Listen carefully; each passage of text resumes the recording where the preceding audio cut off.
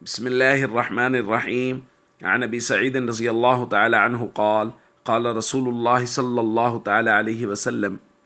أيما مسلم كسى مسلما ثوبا على عري كساه الله من خضر الجنة. رواہ ابو داود۔ نبی کریم صلی اللہ علیہ وسلم نے ارشاد فرمایا،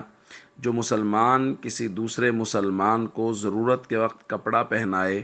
تو اللہ تعالیٰ اسے جنت کی سبز پوشاک پہنائیں گے۔ دوستو، بات چل رہی ہے کہ دکھی انسانیت کی مدد کرنا، پریشان حال لوگوں کی پریشانی کو دور کرنے کے لیے کوشش کرنا اور ان کی ضرورت کے مطابق ان کو اشیاء فراہم کرنا، یہ بہت بڑی نیکی ہے، اور اللہ کے نبی صلی اللہ علیہ وسلم نے اس پہ بہت سارے وعدے فرمائے۔ آج کی روایت میں ہم نے جو الفاظ پڑھے کہ نبی کریم صلی اللہ علیہ وسلم نے فرمایا، اگر کسی مسلمان کو کپڑے کی ضرورت ہے اور دوسرا مسلمان اس کو کپڑا دے دیتا ہے، کپڑا پہنا دیتا ہے،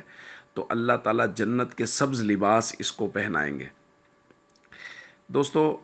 جو اس وقت ملک کی صورتحال ہے اور جو سیلاب زدہ علاقے ہیں، ان کے اندر کیفیت اور حالت یہ ہے کہ لوگ بمشکل اپنی جانیں بچا کے نکلے ہیں۔ گھر کا ساز و سامان سارا عام لوگوں کا بہہ گیا سیلاب میں، تو اب ان کے پاس وہی کپڑے ہیں جو انہوں نے پہنے ہوئے ہیں۔ ان کو کپڑوں کی ضرورت ہے، ان کو راشن کی ضرورت ہے، اور ان کو اشیاء خورد و نوش کی ضرورت ہے۔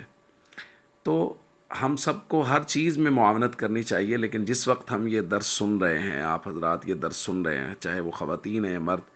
فوراً درس سننے کے بعد اٹھیے اور اپنی الماری کھولیے اور دیکھیے اس کے اندر کوئی استعمال شدہ مناسب سوٹ، مناسب کپڑے جو استعمال شدہ ہوں، سلے ہوئے ہوں، دھلے ہوئے ہوں، ان کو شاپر میں پیک کیجئے اور کسی ایسی جگہ پہنچا دیجئے، ایسے لوگوں تک پہنچا دیجئے جو آپ کے یہ کپڑے ضرورت مند لوگوں تک پہنچا دیں، کہ وہ لوگ کم از کم یہ ہے کہ کپڑے بدل سکیں، جو اپنے گھر سے اپنے بچوں کو بمشکل بچا کے لائے، ان کے پاس پہننے کے لیے کپڑے نہیں ہیں، ان کے پاس کھانے کے لیے خوراک نہیں ہے۔ ہر چیز کا انتظام کرنے کی کوشش کرنی چاہیے،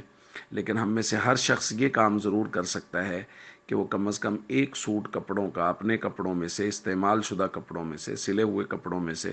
وہ اپنے ضرورت مند بھائیوں کے لیے ضرور بھیجے۔ السلام علیکم ورحمۃ اللہ وبرکاتہ۔